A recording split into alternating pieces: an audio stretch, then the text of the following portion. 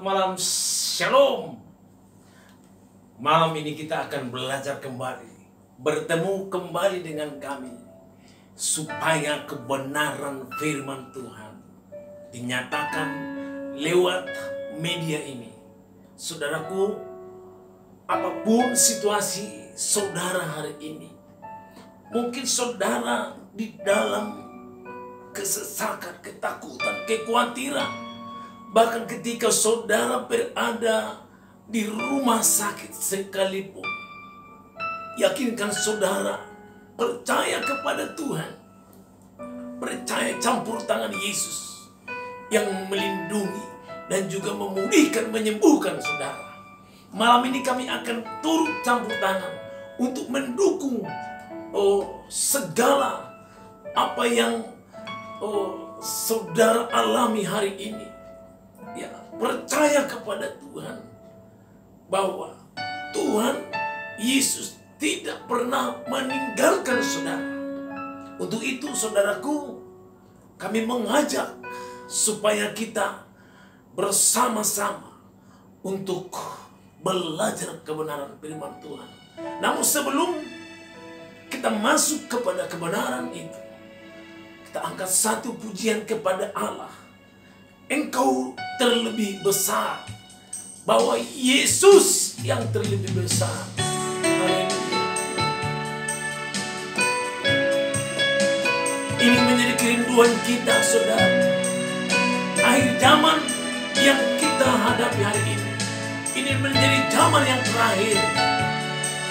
Mari saudaraku, kita angkat pujian ini. Kau terlebih besar. Haleluya. Kau terlebih besar. Kau terlebih besar dari semua persoalanku. Kau Allah yang besar. Kau terlebih besar. Kau terlebih besar dari semua pergumulanku. Kau Allah yang besar. Haleluya. Kebesaran-Mu dan keagungan-Mu bukti nyata Kau Allah yang besar. Keajaiban-Mu, mujizat yang besar telah Kau tunjukkan bagiku. Kau terlebih besar. Kau terlebih besar dari semua persoalanku. Kau Allah yang besar.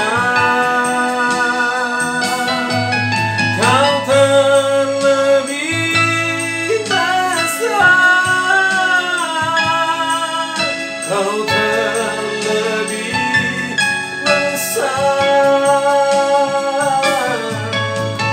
dari semua pergumulanku.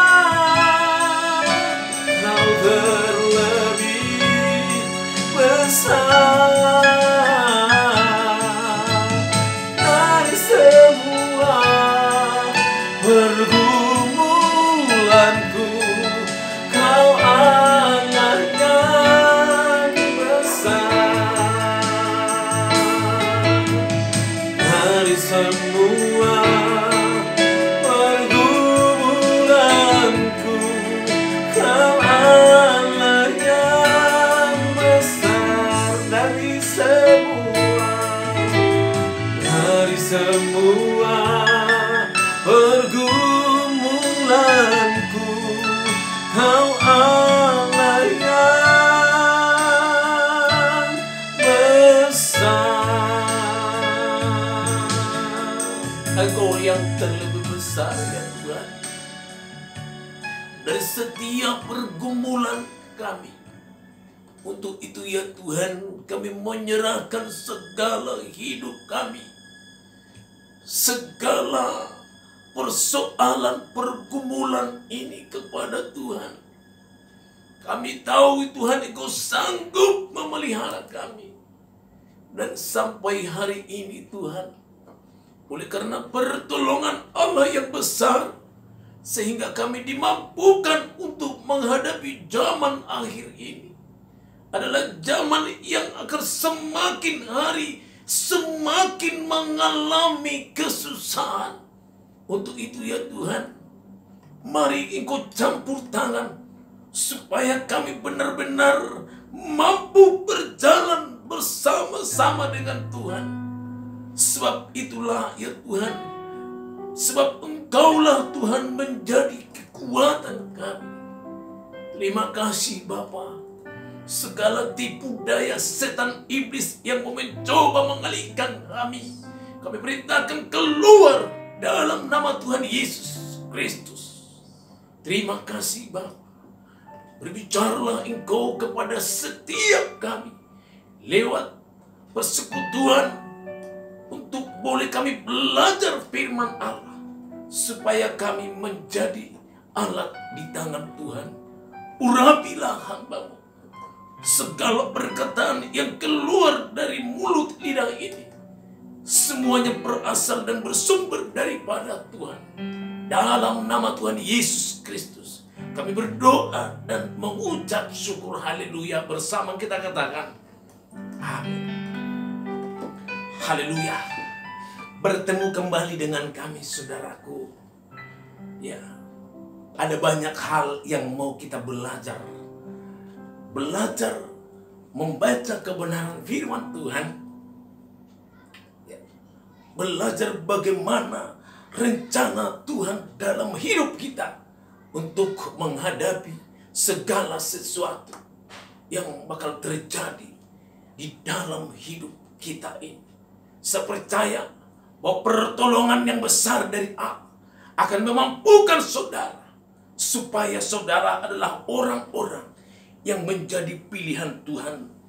Mari saudaraku yang terkasih, sebelum kita masuk ke sana saudara, saya mau bertanya kepada kita semua, bahwa mengapa orang mencari Yesus dan mengapa orang membenci Yesus? Saudaraku yang terkasih di dalam Tuhan, ada banyak orang akan mencari Yesus. Bangsa-bangsa akan mencari Yesus. Ya, orang-orang yang jauh sampai ke ujung-ujung bumi akan mencari Yesus. Sebab sejak lahirnya Yesus adalah sebagai pertentangan yang besar sampai kepada saat ini. Ini zaman akhir yang harus dilewati.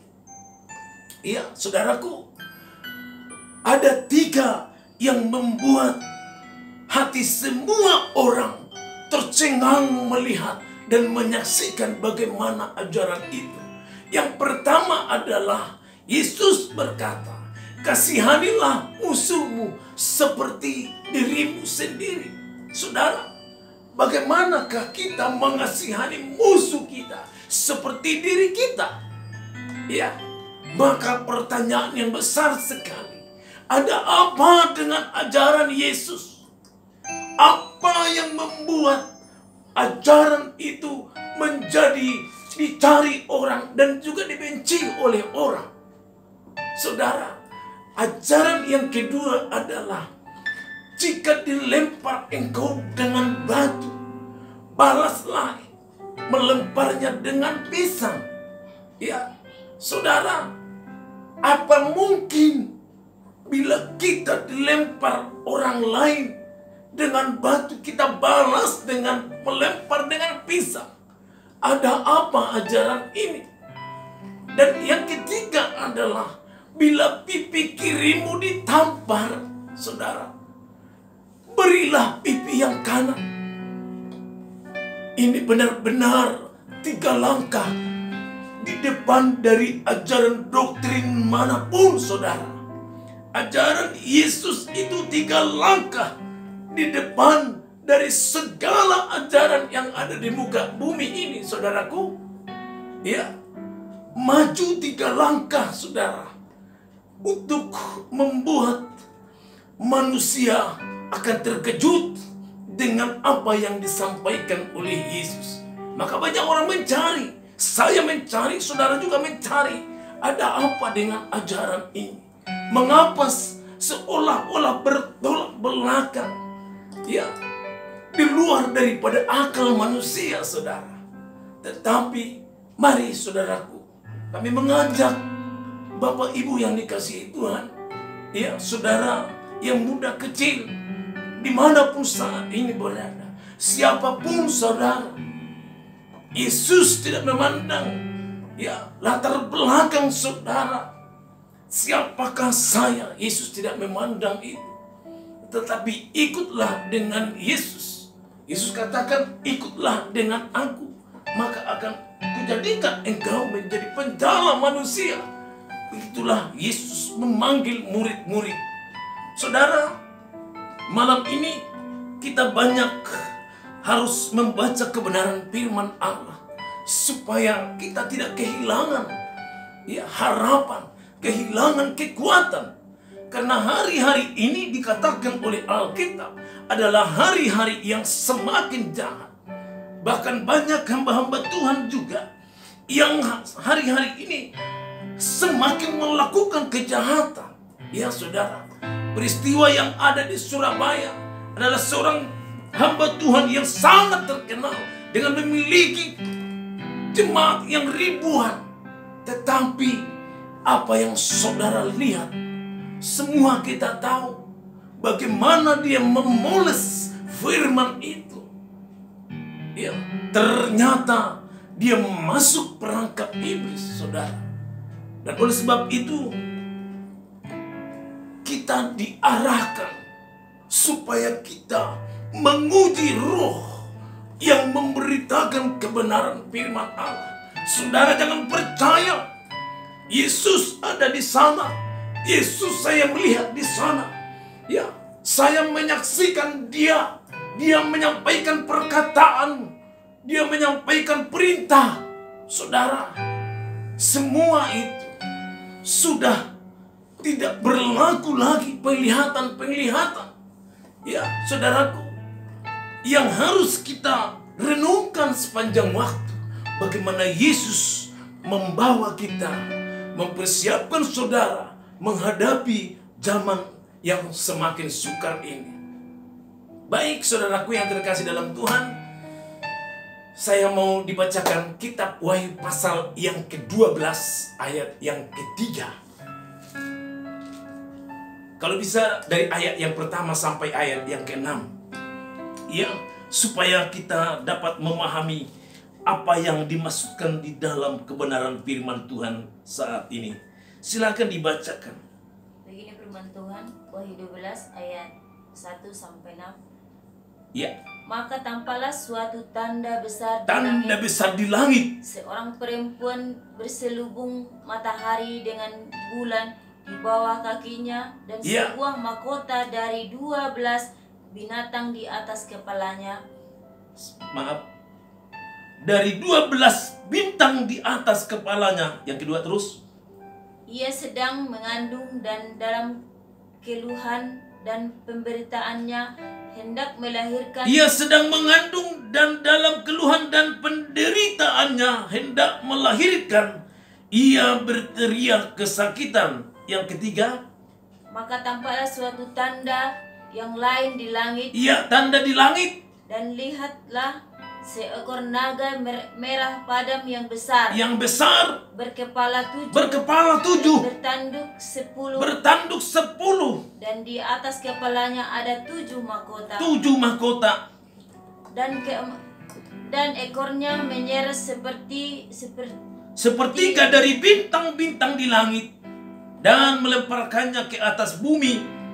Dan naga itu berdiri di hadapan perempuan yang hendak melahirkan itu, untuk menelan anaknya segera sesudah perempuan itu melahirkannya. Yang kelima, maka ia melahirkan seorang anak laki-laki yang akan menggembalakan semua bangsa dengan gada besi. Ya. Tiba-tiba anaknya itu dirampas dan dibawa lari kepada Allah Kepada dari tahtanya. Ya, yang terakhir, Perempuan itu lari daripada ke padang gurun, di mana telah disediakan suatu tempat baginya Ya. oleh Allah supaya ia dipelihara di situ 1260 hari lamanya. 1260 hari lamanya.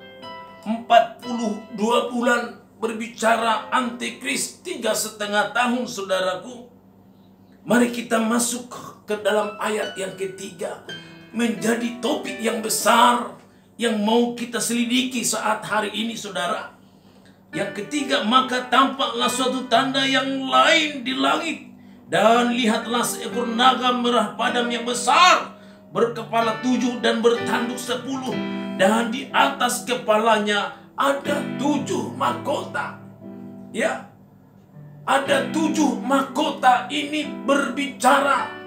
Saudaraku, penglihatan Yohanes di Pulau Patmos, ada 5 kerajaan yang telah berlalu. Ya, dia berbicara ada 7 tanduk. Ya, berbicara tentang kerajaan. Ada 7 kerajaan yang sudah berlalu. Ada 5, saudara. Yang pertama, kerajaan Mesir. Yang kedua adalah kerajaan Asyur. Yang ketiga adalah kerajaan Babel. Yang keempat adalah kerajaan Persia. Dan juga yang kelima adalah kerajaan Yunani, saudara. Ya, 5 kerajaan itu sudah berlalu ketika penglihatan Yohanes yang begitu dahsyat. Nubuatan yang dilihat dan disaksikan oleh Yohanes itu ada 2 lagi kerajaan yang besar. Pada masa Yohanes mencatat, ya, firman itu, berlangsunglah kerajaan yang masih berkuasa pada masa itu ialah kerajaan Roma. Ya, dan yang satu lagi, saudaraku, hari ini adalah terakhir sekali, yang ke-7 berbicara tanduk itu adalah kerajaan antikristus. Saudara, ini benar-benar zaman yang terakhir. Ya, saudara, jangan bosan membaca kebenaran firman Tuhan. Zaman akhir kapan harus berlalu. Minggu yang lalu kita sudah berbicara tentang akhir zaman atau zaman akhir, bahwa zaman ini akan berakhir sebentar, ya. Ya, saudara akan diperhadapkan dengan zaman yang terakhir, yaitu zaman antikristus. Itu berbicara tentang ada 7 tanduk, saudaraku. Ya, bahkan jauh sebelum penglihatan Yohanes di Patmos, Daniel sudah diperlihatkan oleh nubuatan Allah. Ya, Daniel pasal 7 ayat yang ke-7. Kita akan membaca, saudaraku yang terkasih dalam Tuhan, kitab Daniel pasal yang ke-7 ayat yang ke-7, saudara. Ya, ini penglihatan Daniel pada masa itu. Demikian firman Tuhan. Kemudian aku melihat dalam penglihatan malam itu, tampak seekor binatang yang keempat, yang menakutkan dan mendahsyatkan, dan ia sangat kuat. Ia bergigi besar dari besi, ia melahap dan meremukkan, dan sisanya diinjak-injaknya dengan kakinya. Ia berbeda dengan segala binatang yang terdahulu. Lagi pula ia bertanduk 10. Saudara, jauh sebelum penglihatan Yohanes, ketika Yohanes dibuang ke masa pembuangan di Pulau Patmos, saudara, ya, Yohanes melihat bagaimana nubuatan itu terjadi. Dan inilah akhir zaman yang dilihat oleh Yohanes saat hari ini, saudara. Ini zaman yang terakhir dari 7 tanduk kerajaan yang harus berlalu. Saudara, Siapakah yang tahan dengan menghadapi itu, saudara? Minggu yang lalu kita berbicara tentang tanda di tangan kanan dan juga di dahi. Ya, barang siapa yang menerima tanda itu, maka mereka mengakui bahwa mereka itu adalah sebagai dewanya atau sebagai Allahnya yang menyelamatkan mereka. Maka mereka akan keluar dari kehendaknya Allah. Mereka akan dikeluarkan dari buku Allah, dari kitab kehidupan. Saudara tahu, nama-nama saudara sudah tercatat di buku kehidupan Allah, saudara. Nah, ketika saudara menerima tanda itu, ya, yang dibuat di tangan kanan dan juga di dahi, maka saudara tidak lagi di dalam pengawasan Allah. Ya, ini resiko yang harus kita alami, saudara. Wahyu pasal 14 ayat yang ke-9 sampai dengan 11 berbicara di sana bagaimana Allah menyatakan dengan pasti, ya, bahwa barang siapa yang akan menerima tanda itu, mereka akan dikeluarkan dari buku kehidupan Allah. Kita Wahyu pasal yang ke-14, ya, ayat yang ke-8 kita akan baca, saudaraku. Mulai dari ayat yang ke-9, ya. Ya. Ini menjadi salah satu kepastian yang dinyatakan oleh Allah dan benar, saudara. Ini bukan perkataan yang sia-sia, tetapi perkataan yang sangat benar. Ya, saudara bisa membaca Alkitab saudara dimanapun saat ini. Saudara dipermudah. Saudara punya handphone Android, semua lengkap di sana. Saudara bisa download Alkitab supaya saudara merenungkan Alkitab siang dan malam.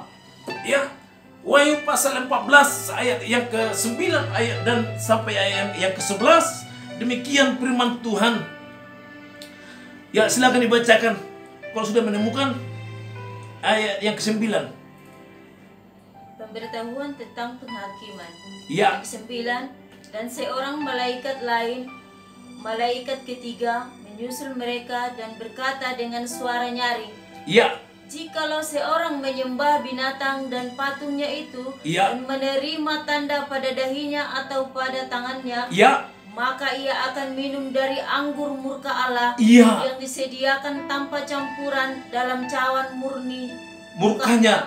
Dan ia akan disiksa dengan api dan belerang, dan di depan mata malaikat-malaikat kudus, dan di depan mata anak domba. 11. Maka asap api yang menyiksa mereka itu naik ke atas sampai selama-lamanya. Dan siang malam mereka tidak henti-hentinya disiksa, yaitu mereka yang menyembah binatang serta patungnya itu dan barang siapa yang telah menerima tanda namanya. Iya, saudaraku, firman yang saudara buka, saudara baca saat ini, saudara, ini bukan perkataan yang keluar dari manusia. Ya, ini murni perkataan Allah, saudara. Ya. Ayat yang ke-10, maka ia akan minum dari anggur murka Allah yang disediakan tanpa campuran dalam cawan murkanya, dan ia akan disiksa dengan api dan belerang di depan mata malaikat-malaikat kudus dan di depan mata anak domba. Saudaraku yang terkasih di dalam Tuhan, zaman ini akan memaksa kita untuk menerima tanda itu di dalam pemerintahan kerajaan antikristus. Ya, kalau tidak, ya, maka kita tidak bisa lagi menjual barang-barang kita. Kita tidak bisa membeli barang-barang kita yang kita butuhkan. Ekonomi akan lumpuh. Tetapi hari ini, saudaraku, dengan peristiwa virus corona yang dialami seluruh muka bumi. Ya, kita sudah diarahkan kepada satu rencana, ya, yang menjadi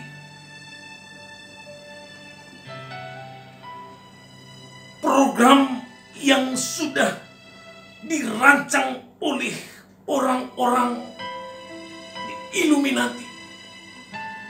Minggu yang lalu kita berbicara tentang Illuminati, saudaraku yang terkasih dalam Tuhan.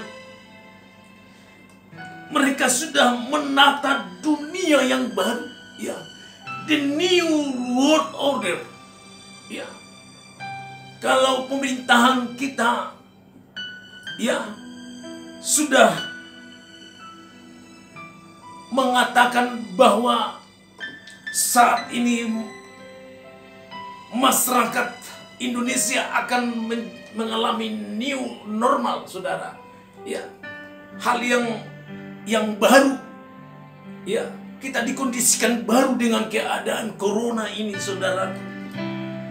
Ya, tetapi tatanan dunia yang baru atau the new world order yang sudah dirancang sedemikian rupa supaya kita tunduk terhadap segala keinginan mereka.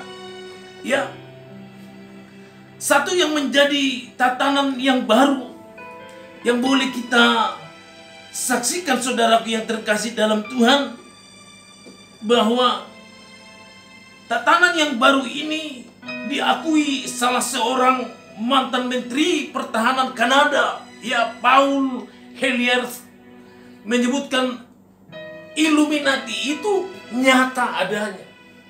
Ya, nyata adanya. Ya. Menurut mantan pengawal pasukan pertahanan Kanada pada tahun 1960-an, ya, Illuminati adalah entitas nyata yang mengendalikan dunia dan membuatnya menjadi pejabat-pejabat pemerintah yang berpangkat-pangkat tinggi, saudaraku, di seluruh dunia. Ya, ini kita berbicara tentang tanda itu.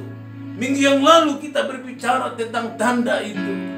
Maka hari ini juga kelanjutan daripada itu, saudaraku, supaya kita memahami rancangan mereka membentuk dunia baru. Dengan kebiasaan kita, setiap kita masuk ke suatu tempat, kita harus diukur suhu. Ya, jika kita melewati batas, maka kita akan dikarantina. Saudara yang terkasih di dalam Tuhan, ini menakutkan. Ya, siapa bilang ini tidak menakutkan, saudara? Apalagi masyarakat kita tidak terbiasa dengan hal ini. Kita harus masuk kepada kebiasaan yang normal. Maka pemerintah menggalakkan satu ide adalah new normal, ya, yang perlakuan yang baru, ya, baik dari segi kesehatan, ya, bahkan satu hari yang lalu, ya, kita dikejutkan oleh pernyataan dari WHO yang diberitakan oleh Metro bahwa virus corona ini tidak akan hapus dari dunia, saudara. Ya, virus ini akan berada terus dan tidak ada yang bisa menjamin bisa selesai. Lalu bagaimana dengan kita? Ya, bagaimana dengan keadaan kita di dalam ibadah-ibadah yang kita lakukan? Ya, sekarang hampir 3 bulan lebih kita tidak bisa lagi beribadah dengan normal, saudara. Oleh karena untuk memutus, ya, rantai penyebaran virus corona, saudara, sampai kapan? Apakah ada yang menjamin ini bisa selesai mungkin tahun ini? Tetapi saya dikejutkan oleh pernyataan dari WHO bahwa virus corona tidak akan berhenti sampai selamanya. Ini semakin membuat mungkin pemikiran masyarakat dunia akan semakin terguncang, saudara. Ya, hari-hari ini kita tidak bisa beribadah dengan baik, saudara. Sesungguhnya kita sudah kehilangan identitas bagaikan orang-orang Israel ya, yang dibuang dari tanah Kanaan ke Babel, saudara, selama 70 tahun. Mereka tidak mengenal mereka sendiri, saudara. Mereka tidak mengenal siapa mereka. Maka pada masa itu orang-orang Israel kehilangan identitas, saudaraku. Ya. Tetapi Allah berbicara lain. Allah bertindak lain, saudara. Ya, ketika Raja Nebukadnezar meninggikan diri, ya saudaraku, pemerintahan Nebukadnezar salah satu penguasa Babel tunggal yang begitu hebat, saudara. Masa pembuangan orang-orang Israel ke Babel, ya ada beberapa orang-orang Ibrani yang diangkat menjadi penguasa di tanah Babel, saudara, termasuk Sadrak, Mesak, dan Abednego. Saudara, Allah menunjukkan bahwa bagaimana Allah mau menyelamatkan orang Israel, mengembalikan kembali ke tanah mereka, ke tanah perjanjian itu. Saudara tahu bagaimana keadaan Sadrak, Mesak, dan Abednego memilih satu keputusan yang sungguh berat, saudara. Ya, ini kalau kita masuk dalam pembacaan firman Tuhan, kitab Daniel pasal yang kedua ayat yang ke-12 dimulai. Ya, silakan coba dulu kitab Daniel supaya semua kita tahu. Ya, Daniel pasal yang ke-12. Ya,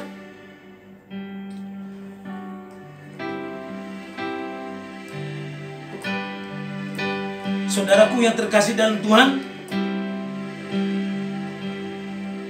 maaf, Daniel pasal yang ketiga.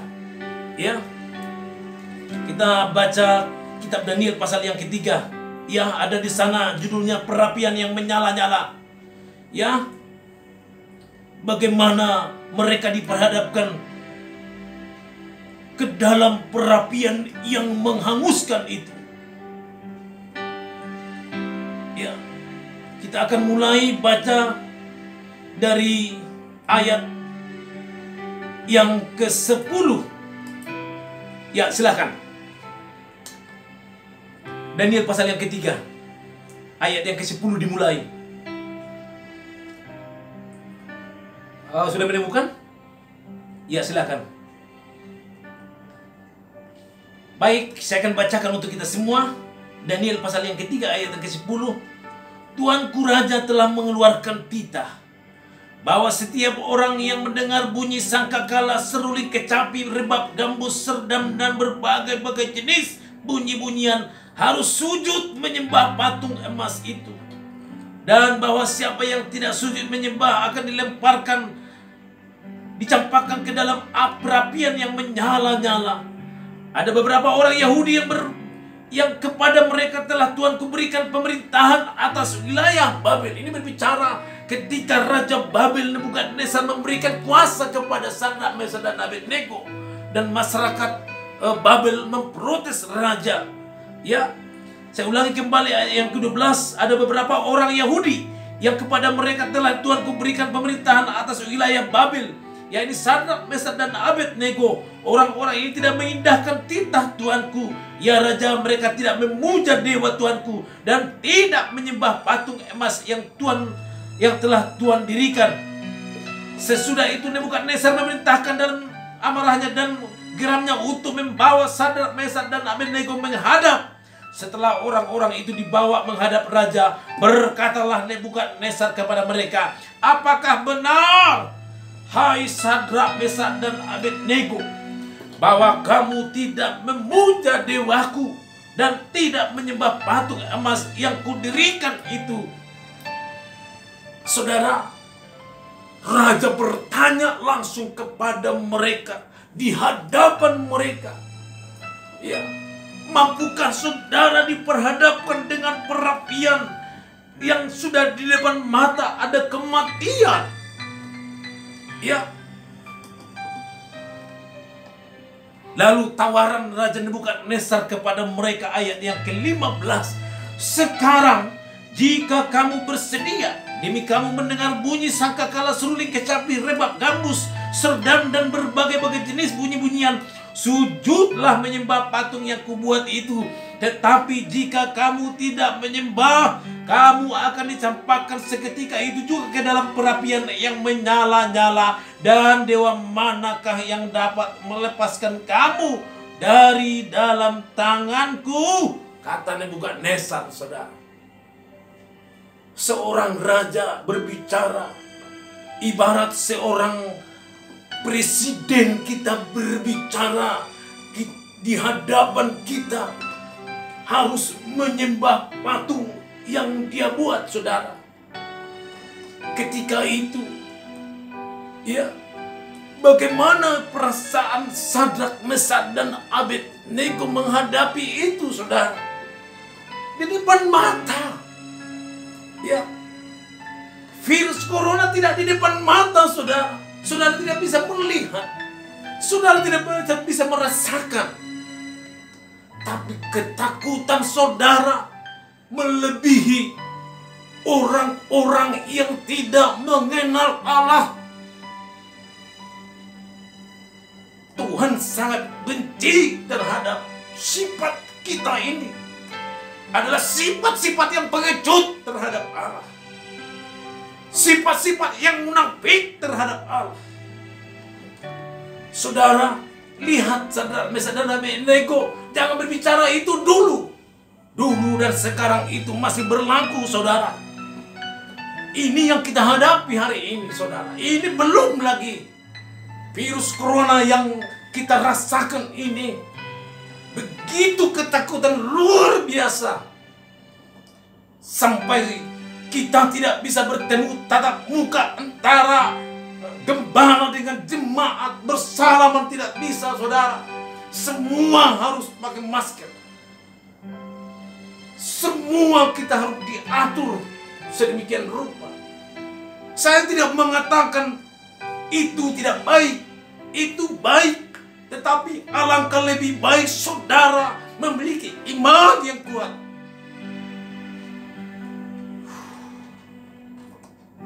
Saudara tahu bagaimana jawaban Sadrak, Mesak, dan Abednego? Lihat, baca Alkitab saudara.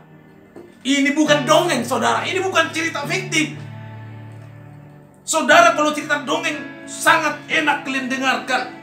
Saudara sangat tertarik dengan cerita-cerita dongeng, drama-drama yang tidak benar.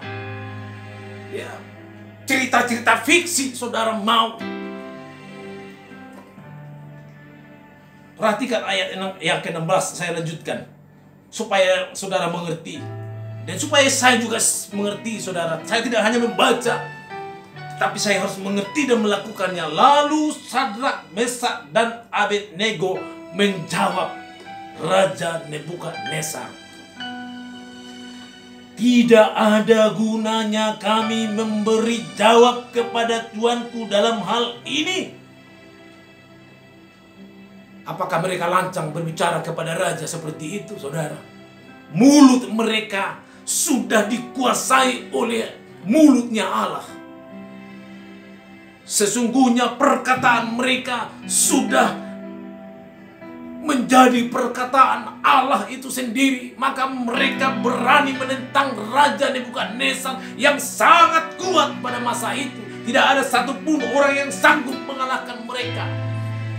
Apalagi tidak mentaati perintah raja, maka akan dipenggal-penggal dan mereka akan diberikan kepada binatang yang sudah lapar. Saudara, kembali lihat Alkitab saudara. Saya ulangi kembali. Lalu Sadrak, Mesak, dan Abednego menjawab Raja Nebukadnezar, tidak ada gunanya kami memberi jawab kepada tuanku dalam hal ini. Perhatikan ayat yang ke-17. Ini ayat yang sangat hebat dan luar biasa sepanjang sejarah dunia. Tanggung-tanggung saudara. Sepanjang sejarah dunia. Ayat yang ke-17 Daniel pasal 7, Daniel pasal 3 yang ke-17 demikian. Jika Allah kami yang kami puja sanggup melepaskan kami, maka Ia akan melepaskan kami dari perapian yang menyala-nyala itu dan dari dalam tangan-Mu, ya Raja. Tetapi seandainya tidak, saudara lihat, tetapi seandainya tidak, barangkali mereka berbicara putus di situ sebentar, saudara. Saya yakin mereka akan berhenti pada saat itu untuk melanjutkannya. Ya, hendaklah Tuanku mengetahui, ya Raja, bahwa kami tidak akan memuja dewa Tuanku dan tidak akan menyembah patung emas yang Tuanku dirikan itu. Maka meluaplah kegeraman Nebukadnezar. Air mukanya berubah terhadap Sadrak, Mesak dan Abednego. Lalu diperintahkannya supaya perapian itu dibuat 7 kali lebih panas dari yang biasa. Sampai di situ kita berbicara tentang mereka, saudara. Apa yang mereka alami itu benar-benar disertai oleh Allah. Mereka tidak apa-apa di dalam api, sehingga mereka diambil lagi dari perapian itu. Rambut mereka pun tidak terbakar. Maka Raja Nebukadnezar mengatakan dan bersumpah, barang siapa akan mengganggu Sadrak, Mesak dan Abednego, atau barang siapa yang tidak percaya kepada Allahnya Sadrak, Mesak dan Abednego, maka dia akan dipenggal-penggal. Itu jaminan dari Raja, saudaraku yang terkasih dalam Tuhan. Ini hebat, saudara. Saudaraku yang terkasih di dalam Tuhan. Kenapa kita hari-hari ini semakin banyak menampilkan alasan-alasan yang kamuflase, ya, yang sesungguhnya alasan itu adalah alasan-alasan yang dibuat, dan ayat-ayat kebenaran firman itu dicopot satu persatu, saudara. Kenapa tidak utuh dibaca, saudara, supaya umat Tuhan mengerti apa maksud semua ini. Saudara, ini tidak mudah sesungguhnya. Bahkan pemerintah sudah berusaha semaksimal mungkin untuk mengantisipasi, untuk membuat masyarakat semakin disiplin, supaya mereka ikut apa yang diarahkan, supaya ada keselamatan secara daging ini. Ya. Namun kita melihat banyak masyarakat kita yang tidak menghiraukan sesungguhnya. Ya. Ini yang menjadi problem besar. Sampai kapan kita akan melakukan hal ini, saudaraku yang terkasih dalam Tuhan? Ya. Seolah-olah semua berhenti. Ya. Mengapa kita tidak mulai berseru kepada Allah, ya, supaya lewat peristiwa ini kita semakin mengenal Tuhan, saudara. Tidak usah kita berbicara, ada perintah dari Allah. Tuhan memerintahkan saya untuk melenyapkan virus. Saya mau tanya, Anda siapa? Ya. Maka tidak heran ada hamba-hamba Tuhan, para pendeta yang saling serang menyerang tentang pernyataan-pernyataan itu. Sesungguhnya kita kembalikan saja kepada kebenaran firman Allah. Kenapa tidak, saudara? Daripada kita membuat keputusan-keputusan atau perkataan-perkataan yang seolah-olah kita sangat besar di mata Tuhan, seolah-olah hanya doa kita yang diindahkan oleh Tuhan, saudara.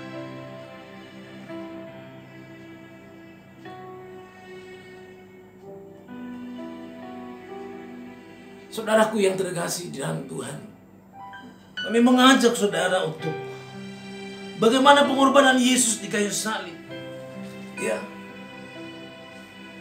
Bagaimana dia ketika lambungnya ditombak oleh tentara Romawi pada masa itu untuk memastikan apa apakah benar-benar Yesus ini sudah mati atau belum? Sungguh itu yang dimaksudkan oleh mereka. Ya, sebab pengalaman yang begitu hebat yang dialami penderitaan oleh Yesus di kayu salib sekarang itu sebenarnya hamba-hamba Tuhan itu sudah kehilangan momen yang tinggi terhadap penderitaan Yesus. Sekarang menikmati bagaimana hidup dengan berfoya-foya, membeli sesuatu apa saja yang mereka inginkan, saudara. Kita tidak kembali lagi bagaimana pengalaman Yesus sampai kepada kayu salib. Sekarang ini sudah mulai hilang, saudara. Saudara bisa merayakan berpuluh-puluh kali dalam setahun bagaimana Yesus disalibkan. Tetapi saudara sendiri yang menyalibkannya sampai hari ini berulang-ulang. Apa dasarnya? Ya, tentu ada dasarnya, saudaraku. Firman tidak dikatakan lagi dengan benar. Bagaimana keinginan Tuhan terhadap kita. Tuhan mau supaya firman-Nya itu diperkatakan dengan benar tanpa kompromi. Saudara, jangan kompromi dengan daging, dengan manusia. Ya.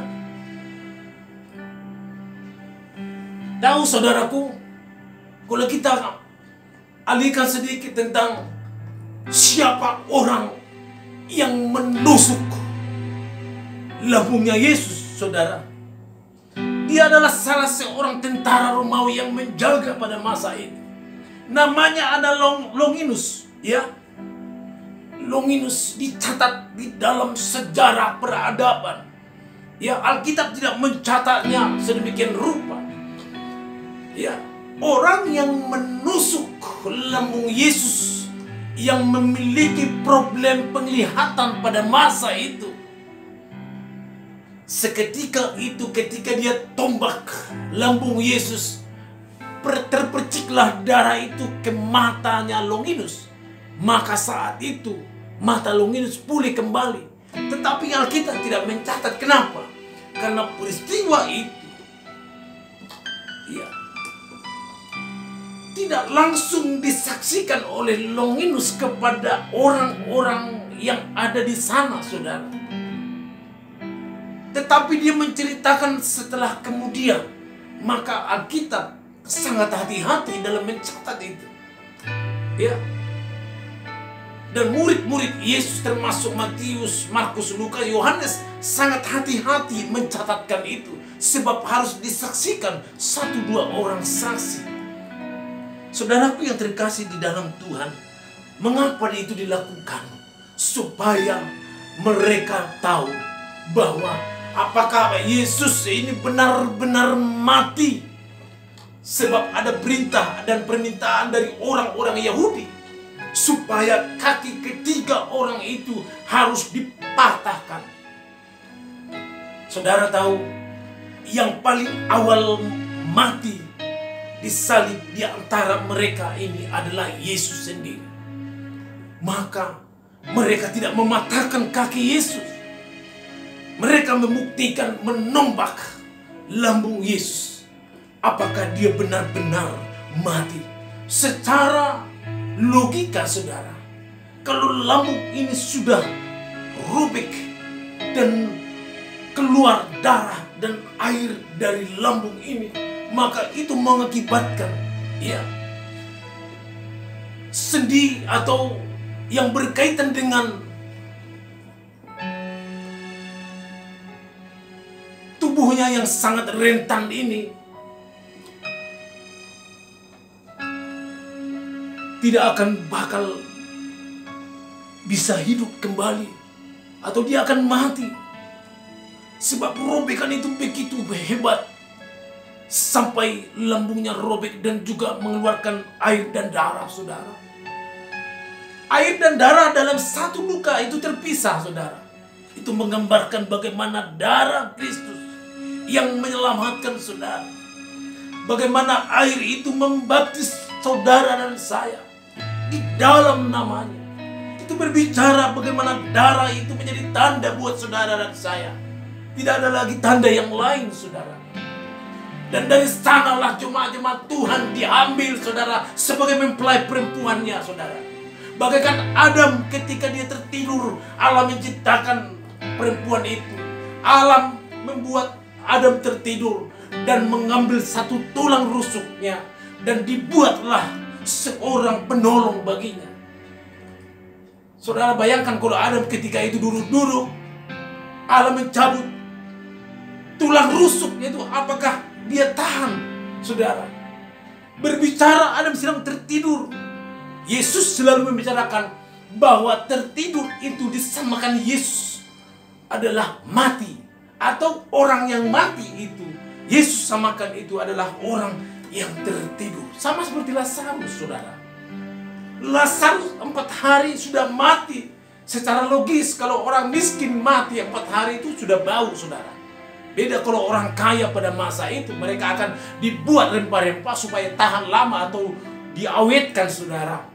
Tetapi ketika Marta dan Maria mengatakan bahwa saudara kami sudah mati, Yesus katakan, dia sedang tertidur, aku akan membangunkannya. Mereka tidak mengerti bahwa di dalam Yesus ada kebangkitan dan kematian, saudaraku. Ini yang menjadi concern kita. Kita harus kembali kepada Tuhan, kembali kepada perintah Allah, kepada firman Allah yang benar, supaya lewat kebenaran firman itu kita diubahkan. Ini yang menjadi harapan kami untuk memberitahukan kepada saudara bahwa menghadapi situasi ini kita harus berseru kepada Allah. Kita berseru kepadanya supaya dia memberikan pertolongan, kekuatan, supaya kita ditundungi ketika siang dan malam. Sebab perlindungan dan tunduk itu ada di dalam Allah untuk meluputkan kita dari segala malapetaka yang terjadi. Saudaraku yang terkasih dalam Tuhan, Allah terlalu besar. Haleluya. Kau terlebih besar, Kau terlebih besar dari semua persoalanku. Kau Allah yang besar, Kau Allah yang besar, Kau Allah yang besar.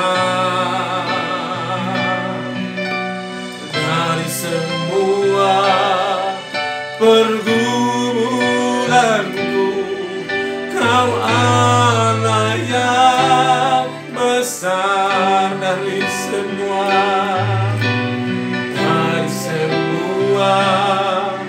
pergumulanku, Kau Allah yang besar. Mari bersama kami berdoa. Terima kasih Tuhan, Engkau Allah yang besar.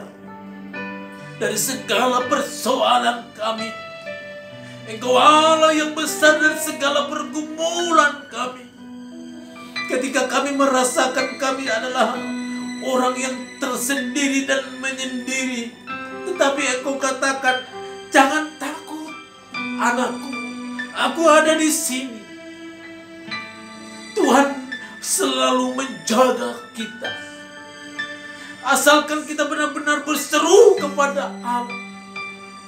Dia berkata kepada saudara dan saya, jangan takut, aku ada di sini.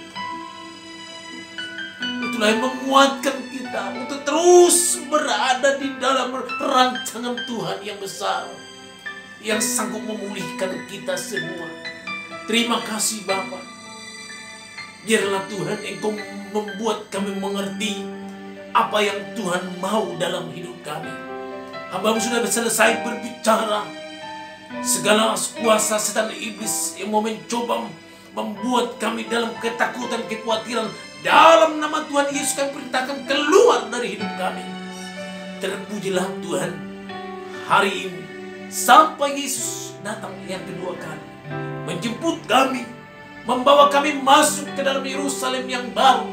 Sebab di sana tidak ada lagi duka cita dan air mata, tetapi di sana sukacita kekal yang abadi sampai selama-lamanya. Dalam nama Tuhan Yesus Kristus kami berdoa dan mengucap syukur. Haleluya, bersama kita katakan amin.